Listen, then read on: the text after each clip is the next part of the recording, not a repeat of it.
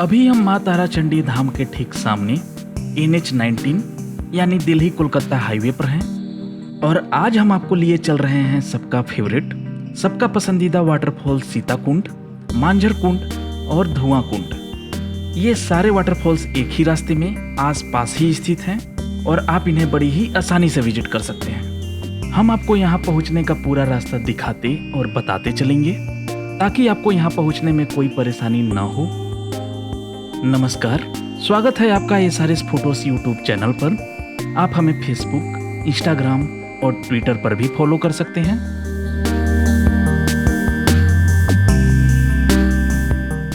अभी हम जिस सड़क पर हैं उसे माँ तारा चंडी मार्ग के नाम से जाना जाता है।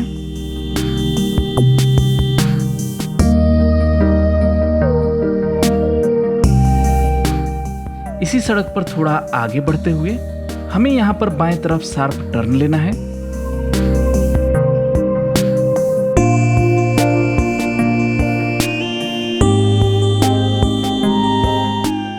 और अब हम जिस पथरीली रास्ते पर आ गए हैं वो हमें हिचकोले खिलाते और उसके साथ ही सुंदर नज़ारे दिखाते हुए कैमूर पहाड़ी के ऊपर ले जाएगी। लेकिन उसके पहले हमें वन विभाग के इस चेक पोस्ट को पार करना होगा। यहाँ पर अपना डिटेल्स रजिस्टर करने के बाद हम आगे बढ़ सकते हैं। यहाँ से पहाड़ की चढ़ाई शुरू हो जाती है। जैसे जैसे हम पहाड़ी के ऊपर की ओर बढ़ते हैं नज़ारे उतने ही सुंदर होते जाते हैं। चलिए आपको भी कुछ सुंदरता दिखाते हैं। ये है माँ तारा चंडी शक्तिपीठ, जिसे भारत के 52 शक्तिपीठों में सबसे पुराना माना जाता है। यहाँ माँ तारा चंडी के दर्शन करने वाले श्रद्धालुओं की हर मनोकामनाएं पूर्ण होती है। लोग नीचे दूध बेचने जा रहे हैं। ये पहाड़ी के ऊपर ही बसे गांवों में रहते हैं। चलिए अब हम आगे बढ़ते हैं। माँ तारा चंडी धाम से मांझर कुंड की दूरी लगभग 7 किलोमीटर की है। आगे जाकर हमें टर्न लेना है, जहां पर बहुत सारे लोग सीधे ही चले जाते हैं। हम वहां पहुंचकर आपको बताते हैं और तब तक आप इन पहाड़ी रास्तों को एंजॉय कीजिए।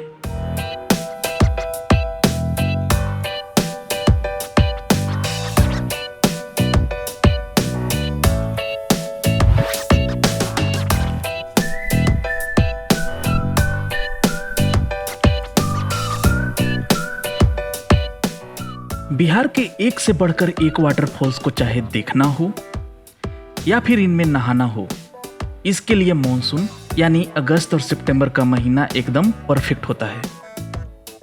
अब हम उस जगह पहुंच चुके हैं जहां पर हमें सीधे न जाकर बाएं मुड़ना है। जब आप यहां आए तो सुबह में जल्दी निकलने की कोशिश करें और 8 से 9 बजे तक यहां पहुंच जाएं, क्योंकि उसके बाद यहां भीड़ बढ़ जाती है। सीजन और वीकेंड्स में अक्सर जाम की स्थिति बन जाती है और ऐसा भी हो सकता है कि आप घंटों तक इन रास्तों में ही फंसे रह जाएं। इन सब से बचने के लिए आप एक काम कर सकते हैं। छुट्टी वाले दिन, खास करके शनिवार और रविवार को छोड़कर बाकी दिनों में यहाँ आएं। भीड़ कम मिलेगी, माहौल बहुत ही अच्छा होगा। आप नेचर और वाटरफॉल दोनों को ठीक से एंजॉय भी कर पाएंगे। हम सीताकुंड वाटरफॉल पहुंच चुके हैं और यहाँ पर आप सीताकुंड वाटरफॉल का साइन बोर्ड भी देख सकते हैं। सीताकुंड के पास हमें कई वाटरफॉल्स देखने को मिल जाते हैं। चलिए थोड़ा आगे चलकर आपको यहाँ के कुछ सुंदर दृश्य दिखाते हैं और फिर उसके बाद मांझर कुंड की ओर चलेंगे। यहाँ पर हाल फिलहाल में कुछ डेवलपमेंट एक्टिविटीज हुई है, जिसमें बारिश और धूप से बचने के लिए इस तरह के शेड्स बनाए गए हैं। इधर सामने कई छोटे छोटे शेड्स दिखाई दे रहे होंगे। वहाँ पहुँचने पर 2 सुंदर झरने देखने को मिल जाएंगे, जिन्हें मोती कुंड के नाम से जाना जाता है।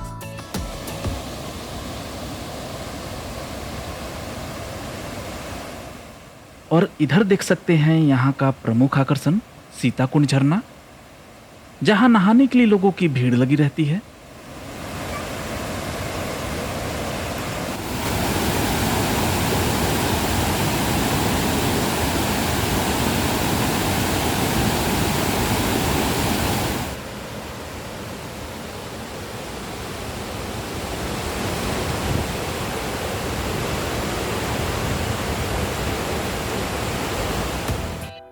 चलिए अब हम मांझर कुंड और धुआं कुंड की ओर चलते हैं, जो कि यहाँ से लगभग 1 किलोमीटर से भी कम की दूरी पर स्थित है।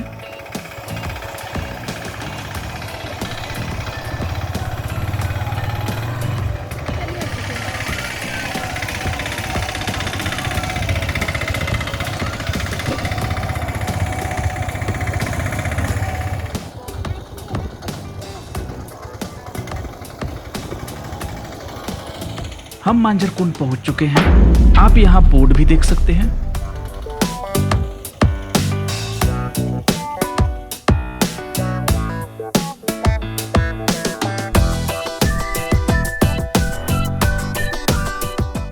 आप यहीं कहीं अपनी गाड़ी खड़ी कर सकते हैं। झरनों के संगीत के साथ प्रकृति की गोद में बसा ये जगह धरती पर किसी स्वर्ग से कम नहीं है, लेकिन अगर यहाँ सावधानी नहीं बरती गई तो ये उतना ही खतरनाक साबित हो सकता है।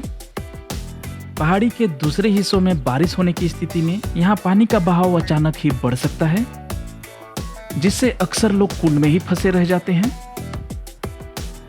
हमेशा अलर्ट रहें, फिसलन वाली जगहों पर जाने से बचें, और अगर झरने के रंग में अचानक बदलाव दिखे, यानी अगर साफ पानी का रंग मटमैला होने लगे, तो जितना जल्दी हो सके कुंड से बाहर आ जाएं। अब यहां से हमारे बाएं तरफ है धुआं कुंड।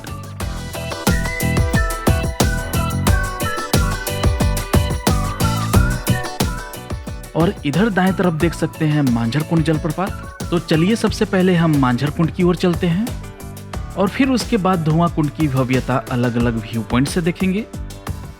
मांझर कुंड देश के बेहतरीन झरनों में से एक है। अपने सुंदर, मनोरम और प्राकृतिक दृश्यों से भरपूर ये कुंड विख्यात है और हर साल यहाँ लाखों पर्यटक पहुँचते हैं। रक्षाबंधन के बाद पहले रविवार को यहाँ मेला भी लगता है।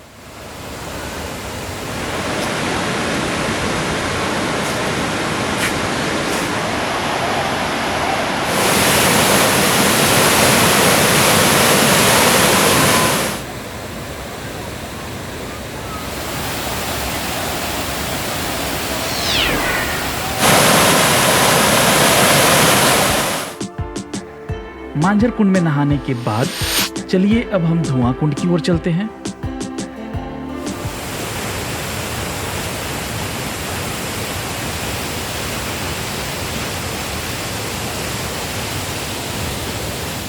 इस वाटरफॉल की ऊंचाई लगभग 37 मीटर यानी 122 फीट है।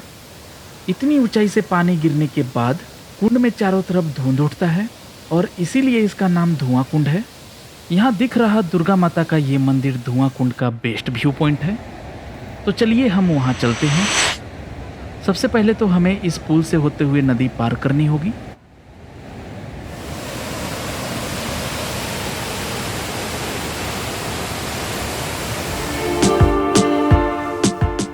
मंदिर तक पहुँचने के लिए ये रास्ता बना हुआ है। यहाँ बड़ी ही सावधानी पूर्वक उतरें।